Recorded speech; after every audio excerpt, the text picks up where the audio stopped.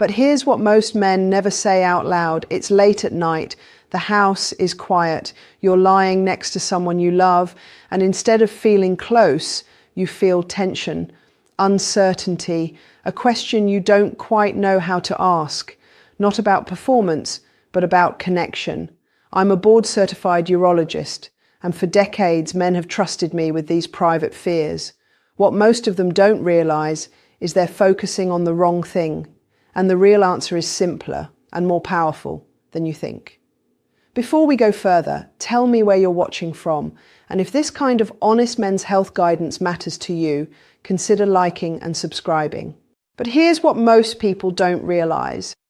The biggest mistake men over 50 make in intimacy has nothing to do with skill, technique, or stamina.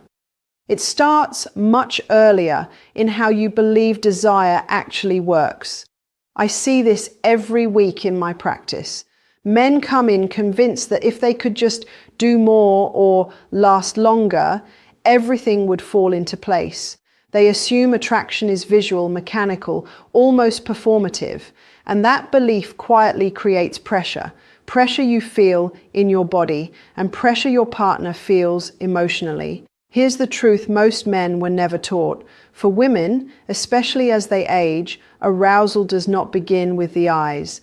It begins in the nervous system, safety, comfort, trust. When those signals are present, the body responds naturally. When they're not, no amount of effort can compensate. I often explain it this way to my patients. If a woman's nervous system doesn't feel settled, her body simply won't open no matter how much she cares about you. This is where performance-focused intimacy backfires. When you're concentrating on whether you're doing things right, your attention turns inward. Your breathing changes, your body tightens, and even if you don't say a word, that tension is felt. Women are remarkably sensitive to emotional shifts. Many of them tell me privately, I can feel when he's trying too hard. Not in a critical way, but in a way that breaks the sense of connection. Men over 50 often carry a quiet layer of anxiety into the bedroom. Concerns about erections, energy, aging, time. And while those worries feel very personal to you, women don't interpret them the way you think. They don't see a man failing. They sense a man who is distracted, self-conscious, or emotionally distant in that moment, and that changes everything. What women tell me, and what men almost never hear, is this. They want presence more than performance. They want to feel chosen, relaxed with, emotionally met. One woman said it beautifully, I don't need him to impress me. I need him to be with me. That's not something most men were ever encouraged to value, let alone practice. I want to normalize something important here. Feeling unsure does not make you weak. It makes you human. Insecurity at this stage of life is incredibly common, and it doesn't disqualify you from being a deeply satisfying partner. In fact, when handled correctly, it can become a strength because it invites awareness. The shift I encourage is simple but powerful. Stop asking, what should I do next? And start asking, what is she responding to right now? Attuning to breath, tone, pace, and comfort creates a feedback loop that no technique ever could. And once you understand this, something remarkable happens. Because this misunderstanding doesn't just affect how intimacy feels, it directly affects which positions women truly enjoy most. But here's what most people don't realize. The position women respond to first isn't the most adventurous or physically impressive. It's the one that makes their body feel safe before it ever tries to feel excited. In my clinical experience, especially with women over 40, desire doesn't come from novelty. It comes from grounding, from a sense that the moment is unrushed, connected, and emotionally steady. This is why the first position I talk to couples about is quiet, close, and deceptively simple. This position works because it naturally encourages eye contact and shared breathing. When two people can see each other's faces and feel each other's rhythm, something powerful happens neurologically. Oxytocin, often called the bonding hormone, increases. That hormone isn't about intensity, it's about trust. And trust is what allows arousal to deepen instead of shutting down. Many women tell me that when they can look into their partner's eyes without feeling hurried or evaluated, their body relaxes in ways they didn't expect. Slower pacing is another reason this position is so effective. From a medical standpoint, female pleasure signals are cumulative, not instant. When movement is unhurried and predictable, the nervous system stays calm. That calm allows sensitivity to build rather than scatter. Men are often surprised to learn that slowing down doesn't reduce desire, it amplifies it. I've had women describe it as finally having space to feel instead of feeling rushed to respond. This position also quietly supports men who experience erectile variability. Because the focus is on closeness rather than performance, pressure decreases. Less pressure means less adrenaline, and less adrenaline means more consistent blood flow. From a urological perspective, anxiety is one of the most common disruptors of erection quality. When the body feels emotionally settled, blood flow becomes steadier without effort. Many men tell me this is the first time intimacy felt natural again. There's also a physical benefit that often goes unnoticed. This position places less strain on the pelvic floor and lower back. Reduced muscular tension allows circulation to stay even, which supports endurance and comfort for both partners. When your body isn't fighting itself, confidence tends to follow. The adjustments that make this position work are small but meaningful, keeping movements gentle, letting pauses exist without filling them, matching your breathing to hers for a few moments. These details communicate attentiveness without words, and women notice that kind of care immediately. What I want you to understand is that this position isn't about doing less, it's about being more present. And once men experience how powerful that presence can be, they start to see intimacy differently. But there's another position women love even more, especially when stress and fatigue are involved. But here's the mistake most men never realize they're making. Over time, intimacy can quietly turn into something functional instead of felt. In long-term relationships, especially after decades together, many women don't feel unloved, but they do feel unseen, chosen less often, desired less intentionally, and that emotional gap shows up most clearly in intimate moments. I hear this again and again from women who sit across from me in my office, often hesitant at first, then relieved to finally say it out loud. This is where the second position becomes so meaningful, not because of how it looks, but because of what it communicates. At its core, this position removes urgency and replaces it with intention. It tells a woman without words, I'm here with you, not using you to prove something about myself. That distinction matters more than most men realize. There's a misconception that masculinity is about dominance or intensity. In reality, many women experience gentleness as deeply masculine, especially when it's confident and unforced. Power doesn't always mean taking control. Sometimes it means creating space where your partner feels emotionally held. When a man is calm, steady, and attentive, it signals strength at a nervous system level, and that signal allows desire to emerge naturally. Reassurance plays a quiet but critical role here. Not reassurance through speeches, but through consistency. A relaxed pace, a willingness to stay present without rushing toward an outcome. From a physiological standpoint, reassurance lowers cortisol and allows arousal pathways to stay open. Emotionally, it tells a woman she doesn't have to perform either. She can simply respond. This position also does something important for men. It dramatically reduces performance pressure. Because the emphasis is on connection rather than achievement, the internal dialogue many men struggle with begins to soften. I often say, this is where many men over 60 rediscover confidence. Not because their bodies suddenly change, but because their mindset does. Confidence grows when pressure leaves. What women share with me privately is striking. They say they feel chosen again, not rushed, not expected to react a certain way. One woman told me, "It feels like he wants me, not a result." That emotional shift alone can change the entire experience of intimacy. There are simple cues that deepen this effect. A hand placed with intention. A pause that isn't awkward. A quiet sentence that reassures rather than distracts. Non-verbal signals, relaxed shoulders, unhurried movement, often speak louder than anything said aloud. These cues tell her you're present and grounded. And once men experience how this position transforms both connection and confidence, they often tell me they wish they'd understood it sooner. Now, this next position surprises almost every man I talk to. But here's what most men quietly struggle with and rarely admit. Their body doesn't move the way it used to, and they worry that intimacy now has to be something to push through instead of enjoy. Joint stiffness, lower energy, slower recovery.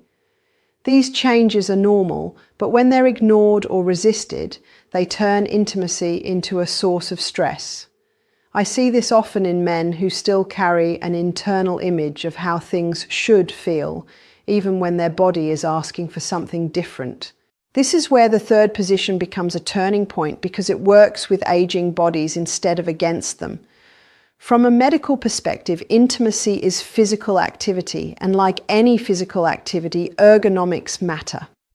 When your joints are supported and your muscles aren't straining, your nervous system stays calmer. Calm is not the opposite of desire, it's the foundation of it. When the body feels safe and supported, arousal can last longer without effort. Comfort directly affects arousal duration, especially for women. When movements are sustainable and predictable, the body doesn't shift into a protective mode. Instead of bracing, it opens. Many women describe this kind of intimacy as easy in the best possible way. Not demanding, not draining, just present. And that ease allows pleasure to build naturally over time rather than spike and fade. There's also a hormonal component men rarely hear about. Testosterone is influenced by stress levels. When you're tense, self-conscious, or physically uncomfortable, cortisol rises and testosterone expression is dampened. Relaxation, on the other hand, supports confidence, endurance, and a steadier sense of self. This creates a positive loop. Comfort leads to confidence, confidence supports desire, and desire reinforces connection. Medically speaking, this position reduces strain on the hips, knees, and lower back, areas that commonly limit comfort as men age. Less strain means better circulation and less fatigue. Improved stamina doesn't always come from pushing harder. It often comes from positioning smarter. I've had many men tell me they were surprised by how much longer and more relaxed they felt simply by adjusting how their body was supported. What matters most is how you adapt without embarrassment. Aging doesn't mean giving something up. It means refining it. Using pillows for support, slowing transitions, choosing positions that allow you to stay present instead of bracing for discomfort. These adjustments aren't signs of weakness, they're signs of wisdom and self-respect. Women sense this shift immediately. When a man is comfortable in his body, she feels more comfortable in hers. That mutual ease creates a depth of connection that's hard to manufacture any other way. And once couples experience intimacy that feels sustainable instead of strained, their entire perspective changes. And finally, there's one position that women describe as the most emotionally unforgettable. But here's what most people don't realize. Deep desire isn't created by novelty, it's created by trust. The final two positions I want to talk about are often described by women, not in physical terms, but emotional ones. They don't remember them as moments of intensity. They remember them as moments of closeness, safety, being fully met. These positions work because they allow vulnerability to exist without embarrassment, and that vulnerability becomes the bridge to deeper desire. Many men were taught, directly or indirectly, that vulnerability weakens attraction. In reality, the opposite is often true. When a man allows himself to be emotionally present without armor, without proving anything, it signals confidence at a level that words can't touch. Vulnerability, when grounded and calm, feels masculine because it takes courage. Women sense when a man is comfortable enough in himself to stay open, and that openness changes how desire is experienced. What's happening beneath the surface is powerful. Women tend to associate safety with pleasure memory. When the nervous system feels protected, the brain encodes the experience differently. It's not just enjoyable in the moment, it becomes meaningful. These positions create that effect because they allow closeness without pressure. They invite stillness. They leave room for breath, touch, and quiet reassurance.